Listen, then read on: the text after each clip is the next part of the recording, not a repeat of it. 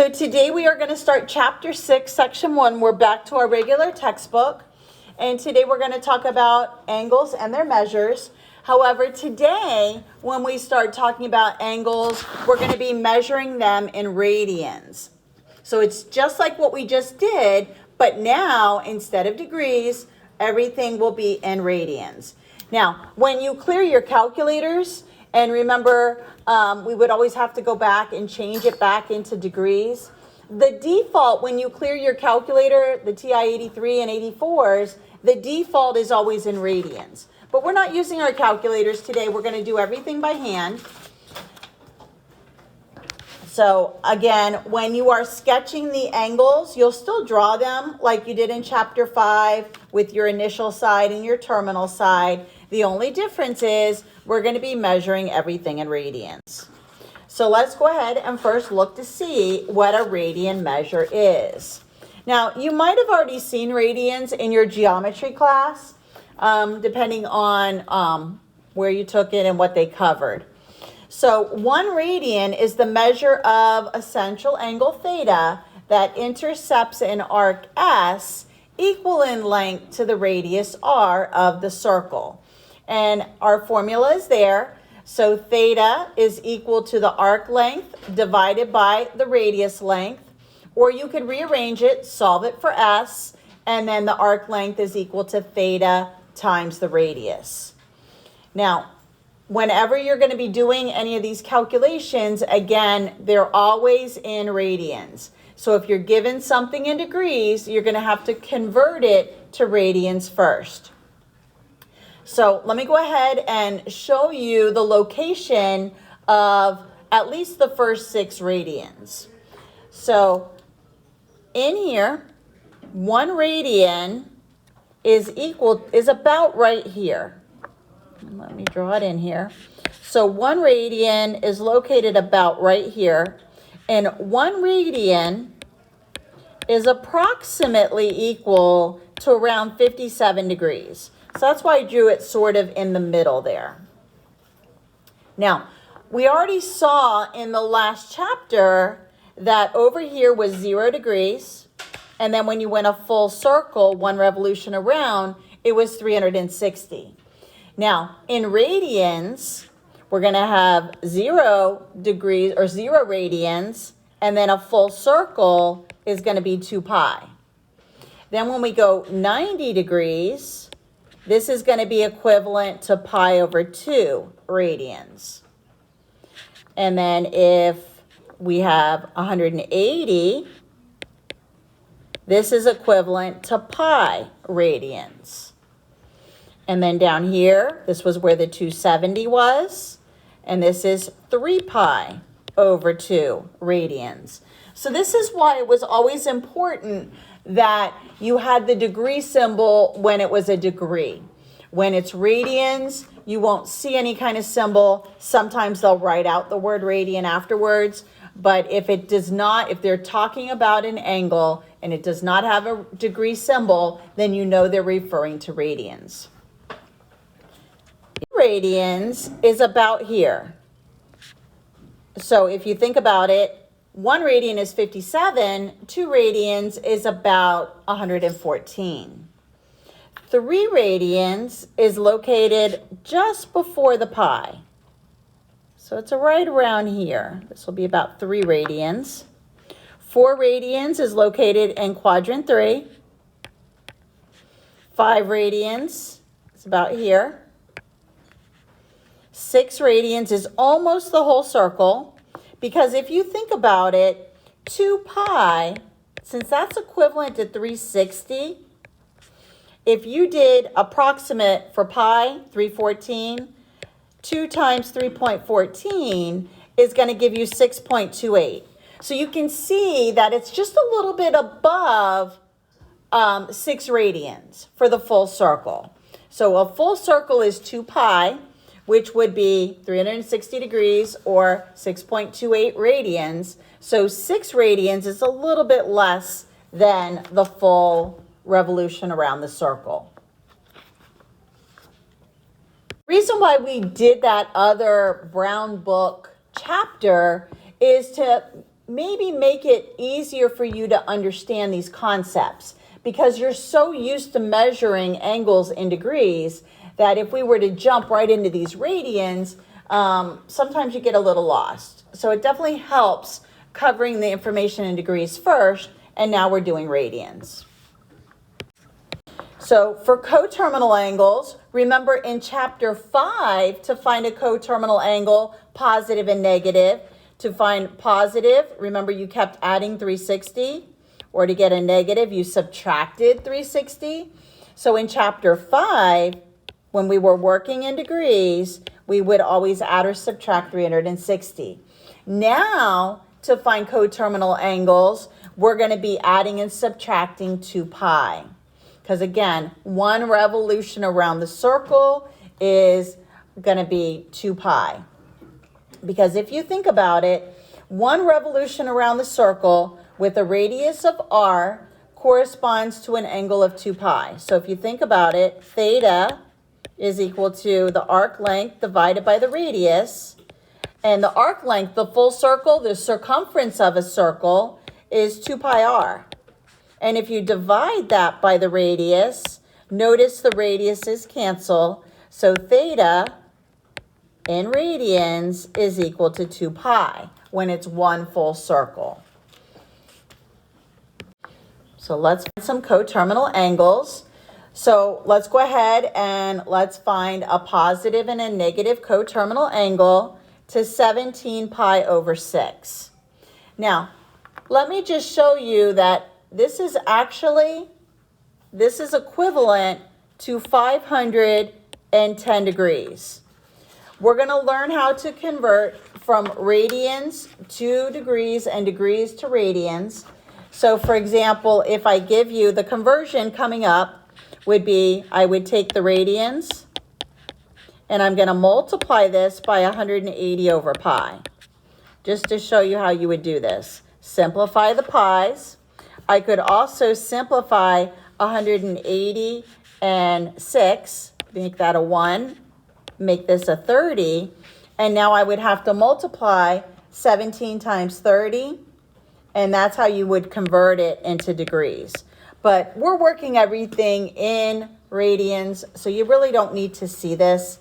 So if I want to find a coterminal angle, instead of adding and subtracting 360, I'm going to be adding and subtracting 2 pi. So I'm going to take 17 pi over 6.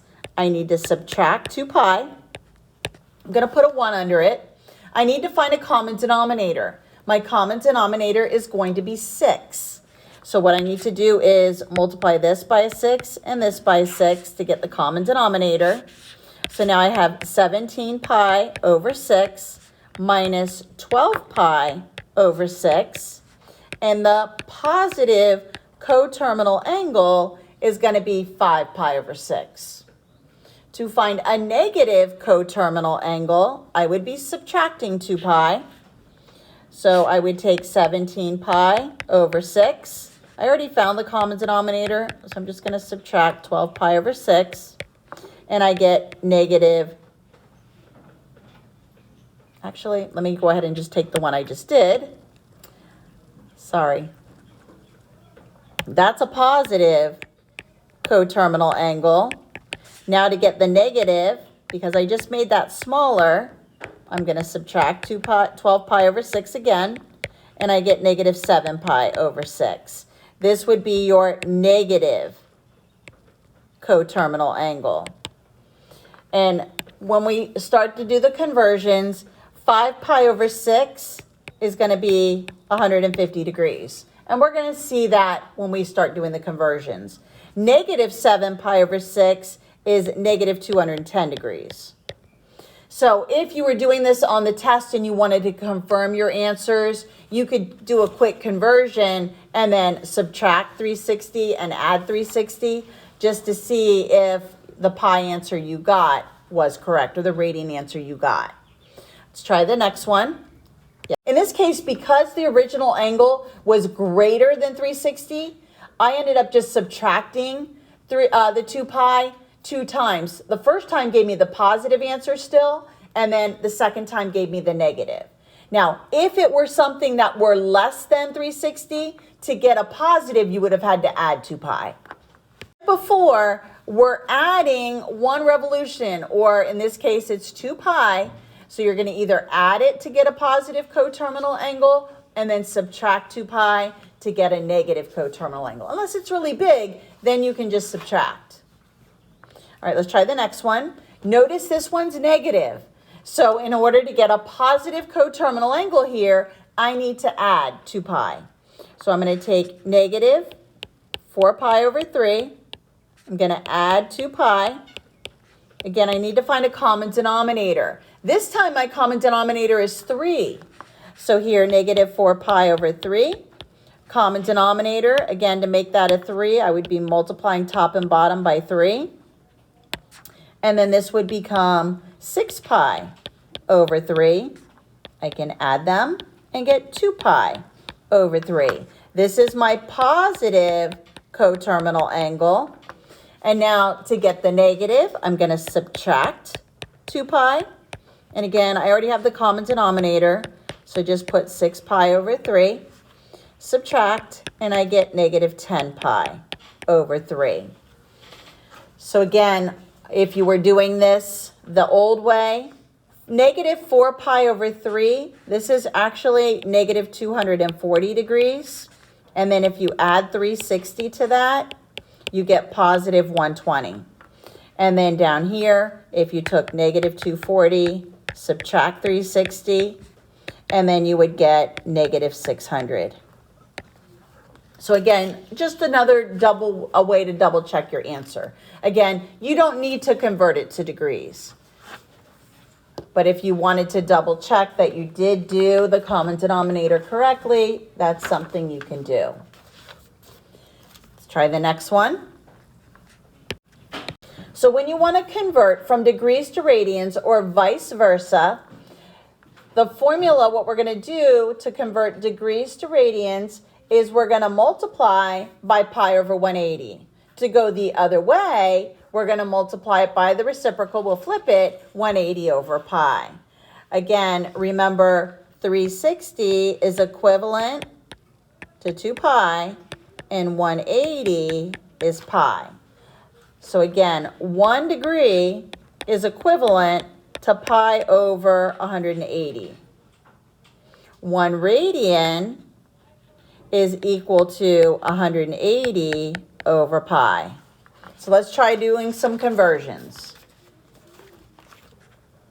Now, when the instructions say to leave your answer exact, this is when you're just going to leave the pi symbol. When it says to approximate it, that's when you would be using your calculator. So if it says exact, we're going to leave it with the pi symbol. But if it says to approximate it,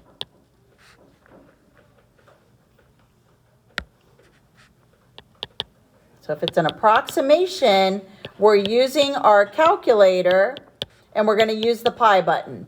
And it'll tell you how many places to round it to. For this, we're going to go ahead and we're going to do most of these without our calculator.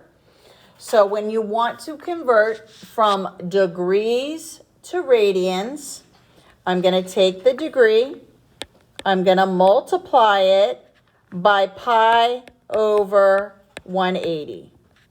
I'm doing this without a calculator. All I'm going to do is cross simplify my fraction. Because again, I could put a 1 under the 135. I can divide 135 and 180 by 45.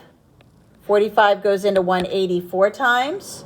45 goes into 135 3 times. So the exact value in radians for 135 degrees is 3 pi over 4. Now, when you're doing any of the homework questions in this chapter, if they give you the theta or the angle measure in degrees, in order to do the homework, you have to convert it to radians first. For the next one, 540 degrees. Again, I'm going to multiply it by pi over 180. So 540 times pi over 180. I can simplify again. 180 goes into 540 3 times. And then 180 divided by 180 is 1. So 540 is equal to 3 pi. And these are all radian measures. So if they do not specify with a degree symbol, you know that they're giving you the measure in radians. Let's try 45. 45 degrees times pi over 180. I can divide 180 by 45. It actually goes in here 4 times. So it's pi over 4. Now, let's think about this. If I were to approximate this on my calculator and take out my calculator, hit the pi button, divide it by 4, it's approximately 0.7854. We'll round to 4 places. And if you think about it, 1 radian is approximately right here. It's 57 degrees. And 0.78 of a radian is almost 1. So 45 degrees, which is about here, this makes sense because this is 0.78 of a radian, or 0.79 if I round to the hundreds place. And this is equivalent to 1 radian, so this makes sense. So again, 45 degrees is less than 57, which would be less than 1 radian. So it's like 3/4 of a radian.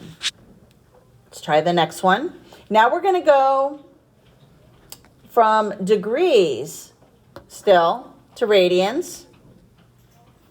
So again, we're going to multiply it by pi over 180. Again, I can simplify, and this gives me pi over 2. Now we're going to go the other way. So when you're given the radian measure and they want it in degrees, now we flip the fraction. So again, we're going to take 5 pi over 6, multiply it now by 180 over pi. Notice the pi symbols cancel. And then I can also simplify the 6 and the 180. 6 will go into 180 30 times. 6 goes into 6 once. Multiply what remains, and it's 150 degrees. The next one, 3 pi over 4. Again, to convert to degrees, we're going to multiply it by 180 over pi. The pi's cancel.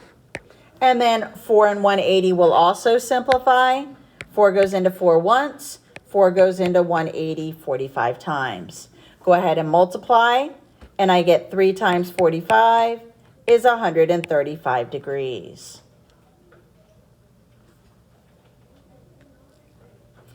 Let's try number 9. Same thing, but it's a negative radian, but we're still doing the same thing. We're going to take negative pi over 2, times it by 180 over pi. Pi's cancel, and then the 180 and the 2 can also simplify. So this gives me negative 90 degrees.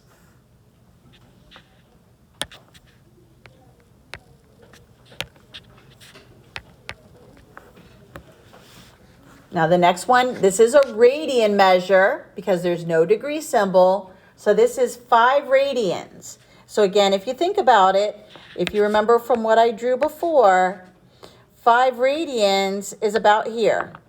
So if I go ahead and multiply 5 times 180 over pi, then I'm going to end up getting 900 over pi.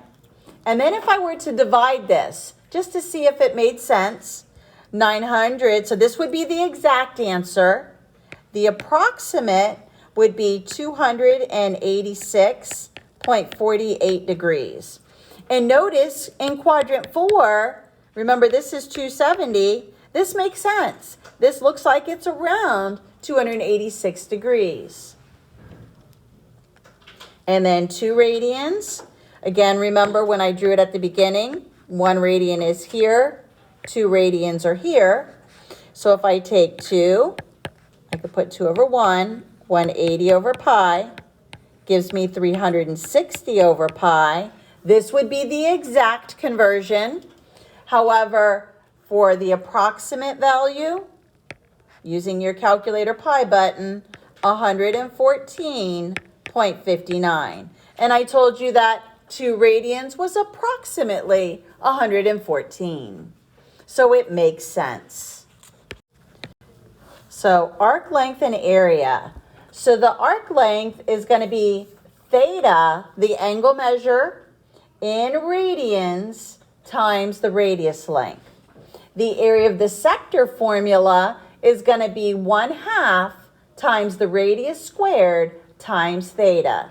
Again, theta must be in radians. If it's given to you in degrees, you have to convert it first or convert it within the formula. So here, the arc length, this is going to be represented with the letter S. And this is like, if you think about a piece of pizza, this is like the crust of the pizza if you were to measure it. And then the area of the sector would be like the whole piece of pizza and the area it takes up. So again, the R in this formula is the radius, and theta is going to be your angle measure. And again, it must be in radians. So let's try some applications of these two formulas. So it's either S is equal to theta times the radius, or the area formula is 1/2 radius squared theta. These are the two formulas we're using on the next few examples. So let's try it. So for the first one, it's giving us a radius length of 18.2 centimeters. And it wants me to find the arc length and the area of the sector given theta in radians is 3 pi over 8. So let's go ahead and find the arc length first. So remember, arc length, that formula is S is equal to theta times the radius.